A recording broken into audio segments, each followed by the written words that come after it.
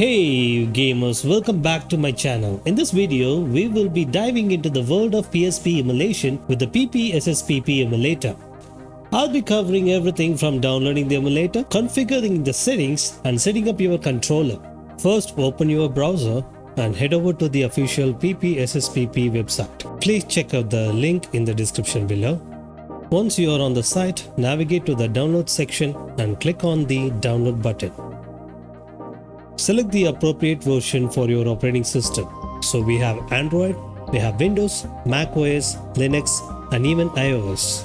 This tutorial is for the Windows machine, so I'm gonna choose the zip file portable. You also have the option to choose the installer version, but I prefer to choose the portable version so that I can place the emulator in any location I like. PPSSPP is one of the very few emulator which frequently gets updated. If you want to test and enjoy the features present in the latest nightly build, you can scroll down.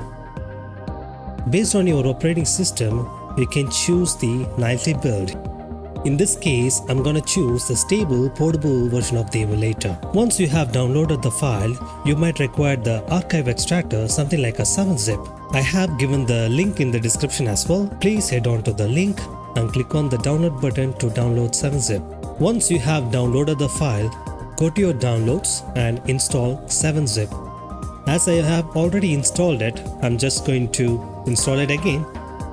Click close. That's it. Now you have 7-zip on your computer. Go to PPSSPP archive, hold down shift, right click and go to 7-zip and extract to the name of the file.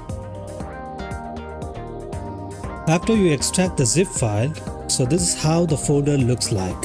You have to double click on it to get into this and check out the files inside. Now you are ready to run the emulator. Before that, I hope you have installed a 64-bit operating system on your computer.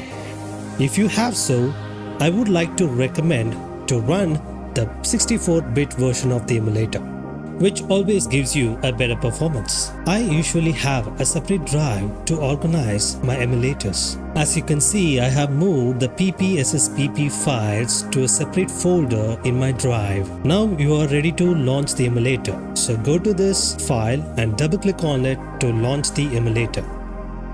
So this is how the emulator interface looks like. It's fully resizable, so you can resize however you like. Now it's time to add your games, so go to the games section.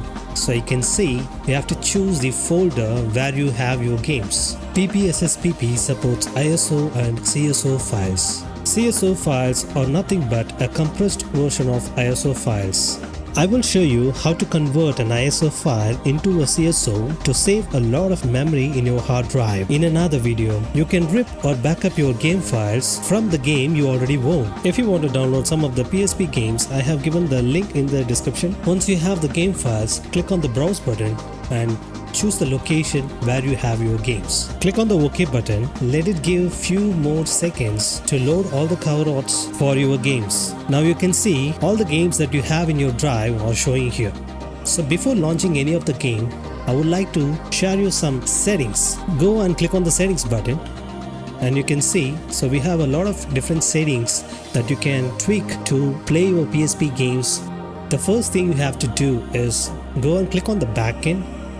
So I would like to recommend Vulkan, which gives you a better performance compared to all other three on the top, and it will ask you to restart. So click on the restart button to restart the emulator. So once your emulator is restarted, the next thing you have to do is selecting the GPU. So in this case, I'm going to click on this one and I'm going to select my dedicated GPU. So in this case, I'm going to choose RTX 4060. Next, I have to choose the internal rendering resolution to play my games. So in this case, I'm going to click on this rendering resolution and I'm going to choose 6x as my monitor supports up to 1440p. So I'm going to choose 6x. If you have a better monitor, better resolution and better CPU or GPU, you can go up to even 10x. So in this case, I'm going to choose only 6x. Next, I'm going to turn on the full screen because I want my game to run in full screen. So I just enable that, and you can enable the VSync in order to avoid any screen tearing. You can definitely skip any of this option option in the frame control, and you can come down to render duplicate frames to 60 Hz. So this is very important. When you have the game which can support only 30 FPS, this emulator can push up to 60 FPS. Next, we have the texture scaling option. So in this case, we have texture upscaling type, so you can choose anything you like. So in this case, I keep it as default. Upscaling level, so you can click on that and you can upscale up to 5 times the texture resolution. So I want my game to run as original as possible because I don't want any kind of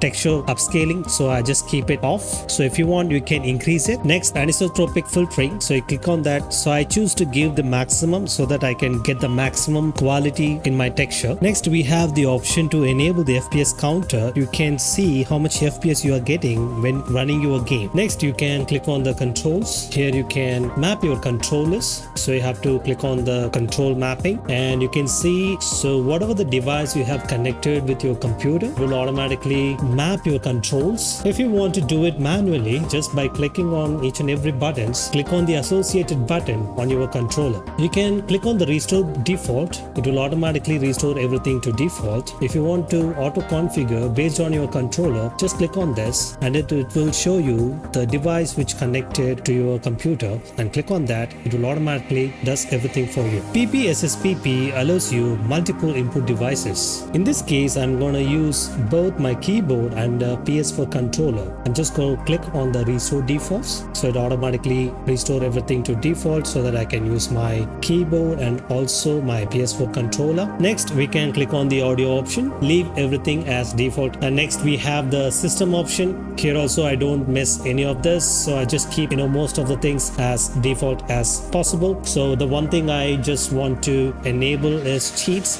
If you have cheats for your PPSSPP, so you can enable cheats so that you can use the cheats. So other than that, just keep it as default as possible. If you want, you can change the name.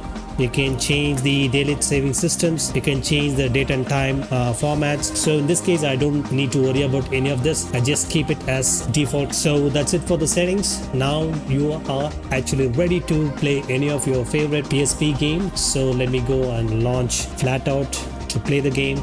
So I'm just using my PS4 controller here, and now we can go and play the game. So now I can press X to start the game and I can play my game here.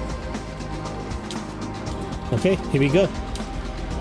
So this is how you can able to play your favorite PSP game on your computer using PPSSPP. So that's it for the tutorial. So hope this video helps you a lot. Please do like this video and subscribe to my channel, and don't forget to click on the bell notification icon. Wait for more emulation tutorials, and I see you in the next one.